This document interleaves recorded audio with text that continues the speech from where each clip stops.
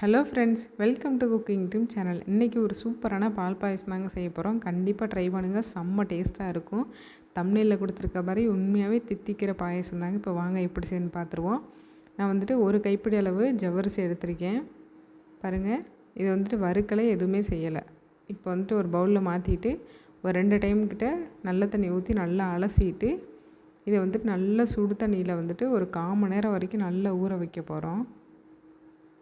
First வந்துட்டு நல்லா அலசிடுங்க. ஒரு 2 டைம்னால ஒரு டைம்னாலும் நல்லா அலசிட்டு முங்குற அளவுக்கு தண்ணி ஊற்றி ஒரு 1/4 மணி நேரம் வரைக்கும் நல்லா ஊற வச்சுக்கலாம். பாருங்கள், இந்த அளவுக்கு நல்லா ஊறிடுச்சு. இப்போ வந்து அந்த ஊற வச்சுருக்கிற தண்ணியோடையே நம்ம பாயாசம் செய்கிற பாத்திரத்தில் சேர்த்துக்கோங்க. ஸ்டவ்வை ஆன் பண்ணியிருக்கேன். ஜவ்வரிசி எல்லாத்தையும் நல்லா சேர்த்துட்டு, இது வந்து ஜவ்வரிசி வந்து நல்லா வேகணுங்க. அதனால் எக்ஸ்ட்ரா இன்னும் கொஞ்சம் தண்ணி ஊற்றிக்கிடலாம். ஏன்னா தண்ணி வந்துட்டு கம்மியாக இருக்குது, இல்லாட்டா கீழே வந்துட்டு பிடிச்சிக்கிறோம் அந்த பாத்திரத்தில். அதனால் எக்ஸ்ட்ரா இன்னும் கொஞ்சம் தண்ணி ஊற்றிட்டு நல்லா வேக வைக்கட்டும். இப்போ பாருங்கள், ஜவ்வரிசி வந்து நல்லா வெந்து வந்திருக்கு. அதுக்கப்புறமேட்டு தான் நம்ம வந்து அடுத்தடுத்து செய்யணும். உடனே போடக்கூடாதுங்க. அப்புறம் வந்து ஜவ்வரிசி வந்து நல்லா வேகாது, நம்மளுக்கு பாயசம் வந்து திக்னஸ் கொடுக்காது. நல்லா வெந்துருச்சு. இப்போ இதில் வந்து பால் சேர்த்துக்கலாங்க. நான் வந்து காய்ச்சாத பால் தான் எடுத்திருக்கேன். ஏன்னா அதுதான் வந்து நல்ல திக்காக இருக்கும். ஏன்னா அடுத்து நம்ம கொதிக்க தான் வைக்க போகிறோம். அதனால் எதுக்கு தனியாக வந்து காய்ச்சின பால் எடுத்துக்கிறேன்ட்டு நான் வந்து காய்ச்சாத பாக்கெட் பால் தான் 2 கிளாஸ் வரைக்கும் ஊற்றிருக்கேன். சேர்த்துட்டு இது எல்லாத்தையும் வந்துட்டு ஒரு கொதினாலும் வரணுங்க இந்த பால். அதனால் இது வந்து தனியாக அடுத்த ஒரு அடுப்பில் மாற்றி வச்சுக்கிறேன். சைடில் அந்த அடுப்பில் வந்துட்டு பால் வந்து கொதிக்கட்டும், அதனால் வச்சுருக்கேன். இப்போ வந்து கொஞ்சமாக நெய் ஊற்றி இந்த முந்திரி திராட்சையெல்லாம் வறுத்து எடுத்து வச்சுக்கலாம். முந்திரி வந்து கருகிராமல் பார்த்துக்கோங்க. ஒரு 2லேருந்து 3 ஸ்பூன் வரைக்கும் மட்டும் நெய் ஊற்றி நல்லா வறுத்து எடுத்து வச்சுக்கலாம்.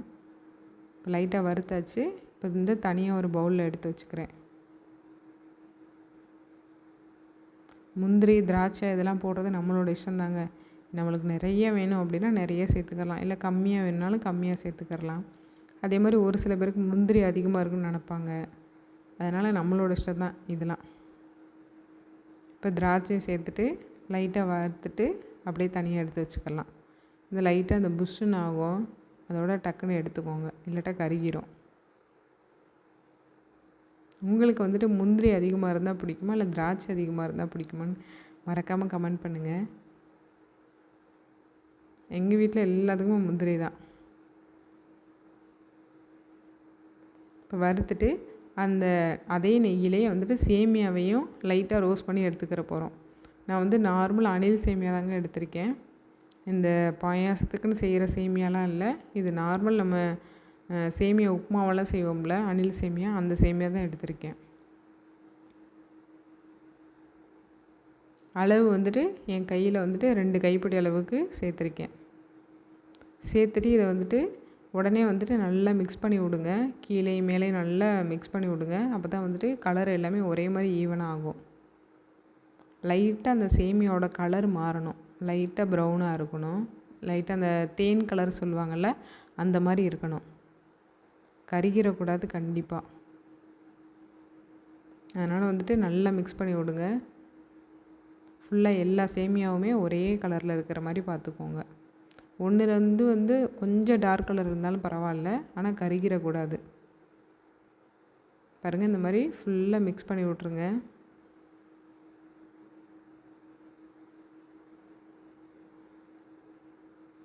இந்த சேமியாவுக்குன்னு பாயாசத்துக்குன்னு செய்கிற சேமியா வந்துட்டு வறுக்க தேவையில்லை.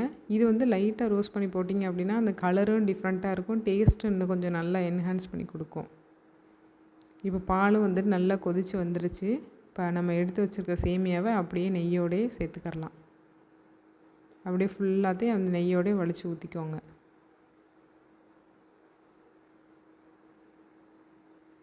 வலித்து ஊற்றிட்டு இந்த சேமியா வந்துட்டு நல்லா வெந்துடணுங்க. பாலில் போட்டதோடையே நல்லா வெந்துடணும்.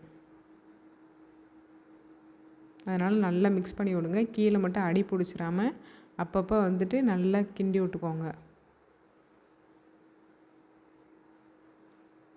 பாருங்கள், சேமியாவும் ஜவ்வரிசியும் நல்லா மிக்ஸ் ஆகிருச்சு. நல்லா மட்டும் சேமியா வந்துட்டு வெந்து வந்துடட்டும். இந்த டைமில் ஒரு 3 ஏலக்காவை நல்லா தட்டி சேர்த்துக்கிறேன். இனிப்போட டேஸ்ட்டு வந்து கொஞ்சம் தூக்கி கொடுக்கறதுக்காண்டி ஒரு பிஞ்சு மட்டும் உப்பு சேர்த்துக்கிறேன். கண்டிப்பாக எந்த ஸ்வீட்டு செஞ்சாலுமே கொஞ்சம் ஒரு லைட்டாக ஒரு பிஞ்சு மட்டும் உப்பு சேர்த்து விடுங்க. டேஸ்ட் வந்து இன்னும் கொஞ்சம் தூக்கி கொடுக்கும். ஏலக்காய் தட்டி போடலாம் அப்படின்னா ஏலக்காய் பொடி இருந்துச்சுன்னா ஒரு 1/4 ஸ்பூனுக்கு சேர்த்துக்கோங்க. இப்போ இதில் சர்க்கரை சேர்த்துக்கிறேன். இனிப்பு வந்து ஜாஸ்தி வேணும் அப்படின்னா 1.5 கிளாஸ் கூட சேர்த்துக்கோங்க. நான் வந்து 2 கிளாஸ் பாலுக்கு 1 கிளாஸ் வந்துட்டு ஜீனி சேர்த்துருக்கேன். இனிப்பு போட்டதுக்கப்புறமேட்டு வந்துட்டு நல்ல திக்னஸ் கொடுக்கும் பாயாசம். அதனால் நல்லா பார்த்துட்டு கொஞ்சம் தண்ணியாக இருக்க மாதிரி பார்த்துக்கோங்க ஸ்டார்டிங்கில். ஏன்னா ஆற ஆற வந்துட்டு நல்ல திக்காகிரும். கீழே வந்துட்டு நல்லா கிண்டி விட்டுக்கோங்க. டேஸ்ட் பண்ணி பார்த்துக்கோங்க. இனிப்பு போதும் அப்படின்னா விட்டுக்கோங்க. அப்படி இன்னும் நல்ல இனிப்பு வேணும், இன்னும் நல்லா இனிப்பு சாப்பிடுவீங்க அப்படின்னா இன்னும் ஒரு அரை கிளாஸ் கூட சேர்த்துக்கோங்க. ஆனால் இது வந்து கரெக்டாக இருக்கும்.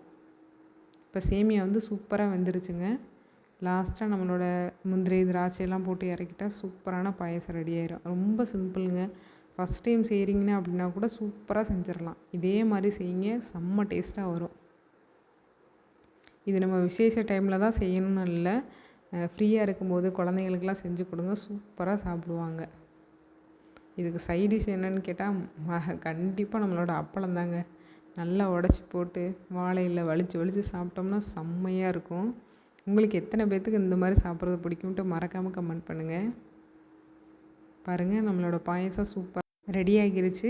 வீடியோ பிடிச்சிருந்துச்சி அப்படின்னா மறக்காமல் லைக் பண்ணி ஷேர் பண்ணிவிட்டு நம்மளோட சேனலை சப்போர்ட் பண்ணி சப்ஸ்கிரைப் பண்ணி வச்சுக்கோங்க. கண்டிப்பாக தித்திக்கிற பாயாசம் தாங்க. உங்கள் வீட்டில் இருக்கிறவங்க எல்லோரும் உங்களை பாராட்டுவாங்க. தேங்க்ஸ் ஃபார் வாட்சிங். பாய்.